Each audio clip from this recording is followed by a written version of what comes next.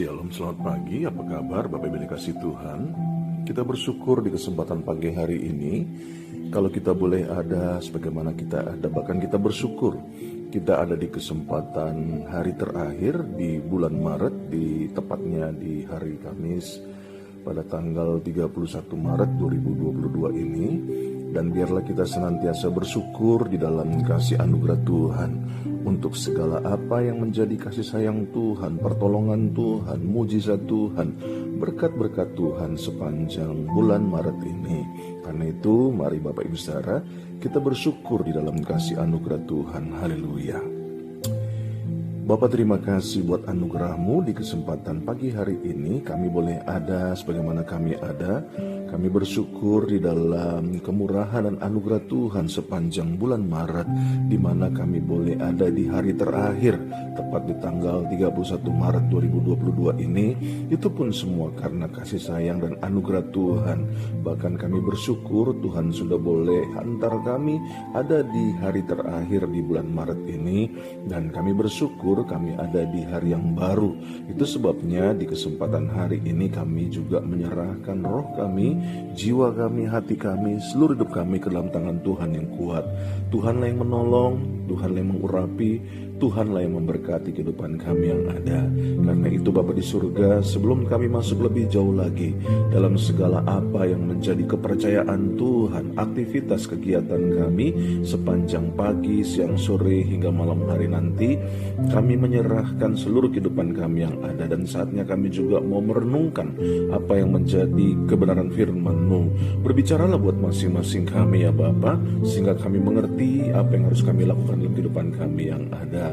Dalam pertolongan Roh Kudus, dalam nama Tuhan Yesus Kristus, kami siap untuk merenungkan firman Tuhan dan melakukannya dalam kehidupan kami yang ada. Haleluya. Amin. Shalom, selamat pagi Bapak Ibu dikasih Tuhan. Apa kabar? Doa saya senantiasa menyertai dalam kehidupan Bapak Ibu Saudara yang ada. Kiranya di kesempatan renungan pagi hari ini Bapak Ibu Saudara sehat, tetap di dalam semangat dan sukacita untuk terus mengasihi Tuhan. Jikalau ada di antara Bapak Ibu Saudara dalam kesempatan renungan pagi hari ini yang mengalami pergumulan, yang mengalami kesedihan, yang mengalami patah hati maupun juga patah semangat dalam menjalani kehidupan ini, ingatlah bahwa Tuhan Yesus mengasihimu, bahwa Tuhan Yesus mau menolongmu dan juga mau memberkati kehidupanmu. Itu sebabnya mari terus datang kepada Tuhan Yesus dan menyerahkan seluruh kehidupanmu. Maka Ia dalam kasih-Nya akan menolong dalam kehidupan setiap Bapak besar yang ada. Haleluya. Bapak Ibu serasa dalam Tuhan, mengawali renungan pagi hari ini menjadi pertanyaannya, apakah Bapak Ibu saudara tahu sampai seberapa jauh usiamu? Kalau ada pertanyaan seperti ini, tentunya setiap kita kalau ditanya hidupnya sampai berapa lama, tentunya kita semua akan menjawab tidak tahu. Pada umumnya ketika kita ditanyakan pertanyaan ini, sampai berapa lama kita hidup di dunia ini, berapa lama umur kita ada di dunia ini, tentunya semuanya akan menjawab, hampir rata-rata mengatakan tidak tahu. Tetapi kalau hal itu ditanyakan dalam kehidupan saya tahu berapa lama saya harus hidup. Karena Alkitab sendiri yang mengatakan bahwa kesusahan sehari cukuplah untuk hari ini, kesusahan besok itu ada lagi. Artinya kalau kita hidup di hari ini, inilah kehidupan kita. Dengan kata lain bahwa kalau kita mengerti hidup ini hanya sampai pada hari ini, kita tahu bagaimana kita harus menjaga hati kita, bagaimana kita menjaga kehidupan dan langkah-langkah kita. Ada banyak kita seringkali tidak menyadari akan hal ini, sehingga timbullah yang namanya kesombongan, ketidakmauan diatur oleh firman Allah, ketidaksukaan untuk diatur oleh Allah di dalam langkah-langkah hidupnya. Padahal Bapak Ibu saya dalam Tuhan, ketika kita mengerti apa yang menjadi tujuan Allah dalam kehidupan kita, hal ini akan memudahkan kita kok. Itu sebabnya kenapa ada orang stres, kenapa ada orang marah-marah, ada orang yang sepertinya kehilangan apa yang menjadi gairah hidupnya, karena mereka tidak memiliki tujuan dalam hidupnya. Baik, saya analogikan, kita datang ke dokter, lalu dokter mengatakan, Bapak atau Ibu, kenapa baru datang sekarang? Ini udah stadium paling tinggi, ya, stadium 4K gitu, mengenai apa yang kita alami yang tidak kita sadari. Lalu dokter mungkin mengatakan bahwa kemungkinan hidup hanya 3 bulan ataupun juga paling lama 5 bulan. Apa yang akan kita lakukan ketika dokter memvonis batas waktu hidup kita?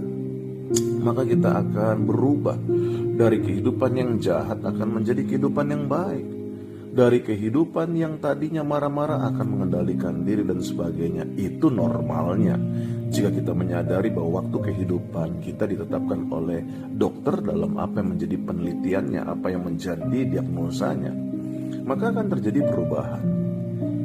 Tetapi ketika kita tidak mengerti sampai berapa lama kita hidup, kita akan lepas kontrol, kita akan sulit dikendalikan, kita akan menjadi sombong, kita akan merasa bahwa saya masih hidup berapa lama lagi dan sebagainya. Padahal yang seperti saya katakan, bahwa Alkitab memberikan batasan waktu, yaitu hari ini.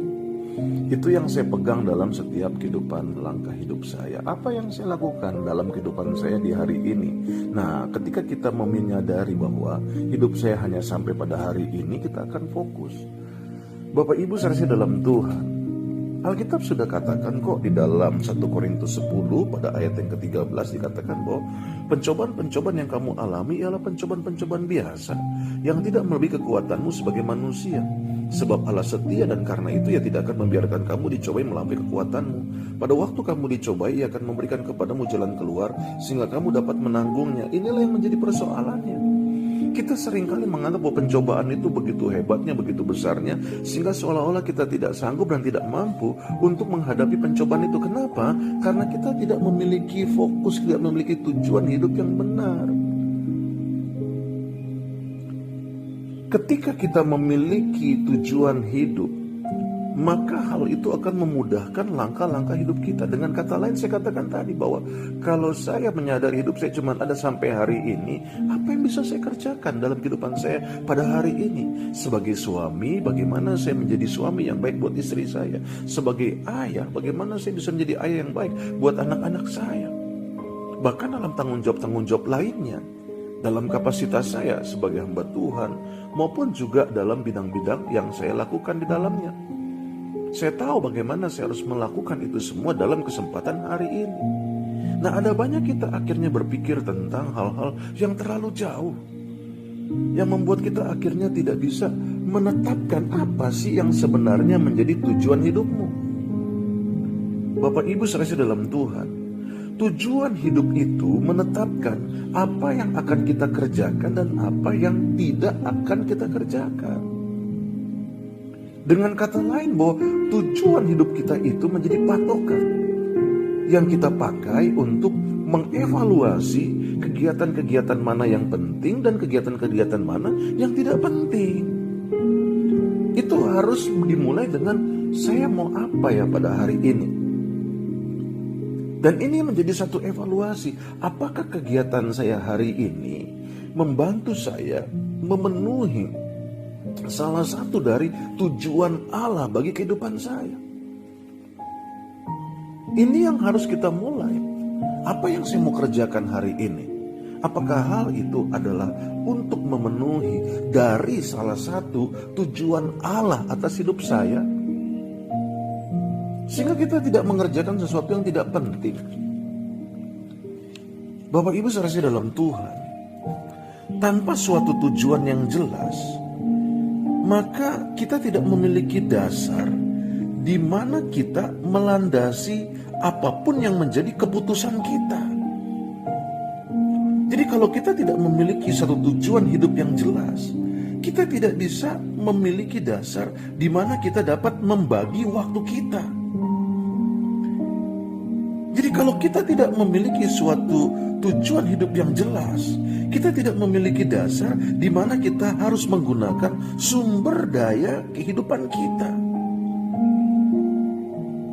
Kita akan kecenderungannya kalau kita tidak memiliki tujuan hidup yang jelas, yaitu bahwa kita akan selalu mengalami apa yang menjadi pilihan-pilihan yang berdasarkan karena emosi, karena situasi, karena tekanan, karena suasana hati. Inilah yang membuat akhirnya begitu beratnya masalah-masalah di depan kita. Di mana orang-orang yang tidak mengenali apa yang menjadi tujuan hidup mereka di dalam menjalankan apa yang menjadi kehendak Allah, mereka akan terlihat selalu berusaha untuk melakukan terlalu banyak hal. Dan hal itulah yang menimbulkan rasa tertekan, rasa lelah, dan bahkan menimbulkan konflik-konflik yang seharusnya tidak perlu timbul. Baik di dalam keluarga rumah tangga, maupun juga di dalam pekerjaan, di dalam pelayanan, bahkan di dalam segala bentuk-bentuk lainnya.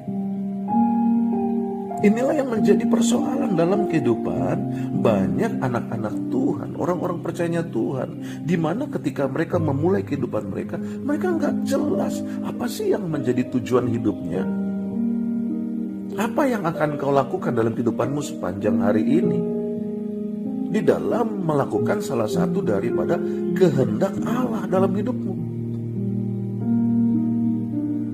Bapak Ibu serasi dalam Tuhan, ingat, adalah hal yang mustahil melakukan segala hal, melakukan banyak hal yang di dalamnya orang lain ingin kita lakukan. Pahami akan hal ini. Kita tidak bisa memenuhi segala apa yang menjadi kemauan orang. Kita tidak bisa memenuhi apa yang menjadi semua keinginan orang melalui kehidupan kita. Kalau kita menyadari sampai sejauh ini, tentu kita tidak akan menjadi orang yang tertekan, menjadi orang yang seolah-olah lelah dengan keadaan hidup yang ada. Kita tidak bisa memenuhi apa yang menjadi keinginan daripada suami kita dalam keseluruhannya. Kita tidak bisa memenuhi keinginan istri kita dalam keseluruhannya. Dengan kata lain saya katakan, kita tidak bisa memenuhi semua keinginan orang melalui kehidupan kita. Sadarilah akan hal ini. Tetapi kita bisa melakukan hal-hal apa yang Allah ingin kita lakukan di dalamnya, yang tentunya juga mungkin tidak selaras, tidak seperti keinginan banyak orang. Tetapi dalam prinsipnya, kalau kita melakukan apa yang menjadi keinginan Allah, kehendak Allah, dalam tanggung jawab saya sebagai suami, dalam tanggung jawab saya sebagai istri, sebagai orang tua, sebagai pekerja, sebagai pengusaha, sebagai apapun. Dengan kata lain, kita mengerti tujuan hidup kita secara jelas. Tentunya kita akan melihat hal-hal luar biasa yang Tuhan kerjakan di dalamnya. Sebagaimana kita dapat mengambil keputusan penting apa, kita harus membagi waktu kita sedemikian rupa, secara bijaksana, lalu kita menggunakan apa yang menjadi sumber daya kehidupan kita secara demikian. Haleluya. Ingatlah Bapak Ibu serasi dalam Tuhan, kita hanya memiliki cukup waktu untuk melakukan kehendak Allah. Jadi bukan kehendak manusia. Jika kita tidak bisa menyelesaikan semuanya itu, berarti kita sedang mencoba melakukan lebih dari apa yang Allah maksudkan untuk kita lakukan. Pahamnya Bapak Ibu Saudara ya, sama seperti apa yang sudah kita baca dalam ayat firman Tuhan ini. Jadi sebab Allah setia dan karena itu dia tidak akan membiarkan kamu dicobai melampaui kekuatanmu. Jadi kalau kita mengalami apa yang menjadi sesuatu sebagai bentuk tekanan, bahkan juga hal yang melelahkan, yang membuat kita frustasi, membuat kita putus asa oleh karena hal-hal yang kita pikir kita melakukan apa yang menjadi kehendak Allah. No, kita tidak sedang melakukan kehendak Allah. Kita sedang melakukan apa yang menjadi keinginan kita sendiri, bahkan keinginan orang lain, yang di dalamnya tentunya itu jauh dari apa yang Allah ingin kita lakukan. Bapak Ibu saudara dalam Tuhan, jangan bilang bahwa saya tidak cukup waktu, saya tidak punya waktu untuk melakukan apa yang Allah ingin saya kerjakan di dalamnya. Coba perhatikan dalam kehidupan kita sehari-hari. Berapa banyak kita habiskan waktu untuk gadget? Berapa banyak habiskan waktu kita untuk handphone, untuk media sosial, bahkan juga hal-hal yang lain. Kalau memang media sosial kita gunakan untuk memberitakan Injil, itu tidak masalah. Itu mungkin adalah juga salah satu kehendak Allah di dalam kehidupan kita. Tetapi yang saya mau katakan adalah kita banyak membuang-buang waktu untuk hal-hal yang gak penting. Bayangkan kita bisa menonton apa yang menjadi tayangan televisi, sedemikian banyak waktu yang kita habiskan dibandingkan untuk kita melakukan hal-hal yang Allah ingin kita lakukan dalam perhatian kita kepada suami, kepada istri, kepada anak-anak, kepada orang tua, bahkan kepada siapapun. Nah, inilah yang menjadi renungan kita pagi hari ini, Bapak Ibu saudara dalam Tuhan. Kehidupan yang memiliki tujuan itu pasti akan membawa gaya hidup yang lebih sederhana. Dan bahkan dia akan memiliki jadwal-jadwal dalam kehidupannya yang dapat ia kendalikan. Haleluya. Oleh karena itu dalam kesempatan pagi hari ini, mari Bapak Ibu saudara dalam Tuhan, renungkanlah apa yang menjadi kebenaran firman Tuhan dalam kesempatan pagi hari ini. Alkitab berkata jelas bahwa di dalam 1 Korintus dikatakan bahwa apa yang menjadi kebenarannya, di mana jelas sudah kita baca dalam 1 Korintus 10 ayat yang ke-13. Tetapi juga kita bisa melihat apa yang dikatakan di dalam kitab Yesaya pasal 26 pada ayat yang ketiga, di mana firman Tuhan jelas mengingatkan di dalam kehidupan setiap kita bahwa menghadapi segala keadaan dalam kesempatan hari-hari ini menjadi satu hal yang perlu kita miliki, yaitu bagaimana kita percaya kepada Allah. Yesaya 26 ayat yang ketiga dikatakan, yang hatinya teguh kau jagai dengan damai sejahtera, sebab kepada mula ia percaya. Ini adalah sesuatu hal yang memang menjadi keadaan di mana kita mengalami masalah-masalah yang ada, ya. Yaitu bahwa kehidupan yang memiliki tujuan juga membawa kepada ketenangan pikiran.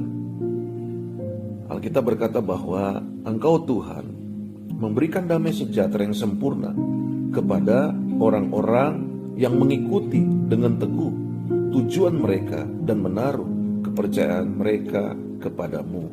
Haleluya. Dengan kata lain, bahwa yang hatinya teguh kau jagai dengan damai sejahtera, sebab kepadamulah ia percaya. Percayalah kepada Tuhan selama-lamanya, sebab Tuhan Allah adalah gunung batu yang kekal. Haleluya. Amin.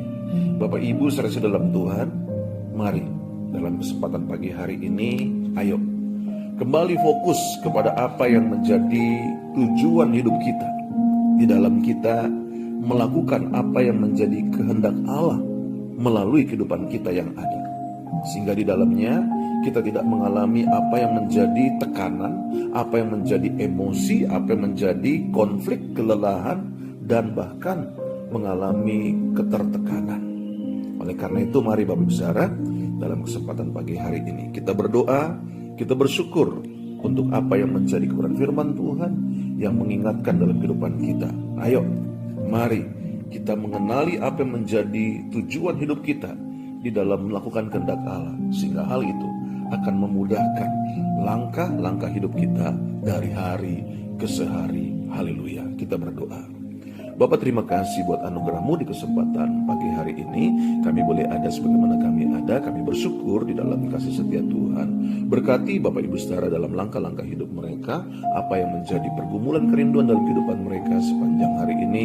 Tuhan buka jalan, Tuhan tolong, Tuhan memberkati. Bahkan hamba berdoa buat setiap Bapak Ibu saudara yang ada, mereka mengenali apa yang menjadi tujuan hidup mereka, sehingga mereka tidak menjadi cemas, khawatir yang berlebihan, tetapi mereka menyerahkan hidup mereka ke dalam tangan Tuhan yang kuat, dan mereka mempercayakan hidup mereka hanya kepadamu saja ya Bapa di surga.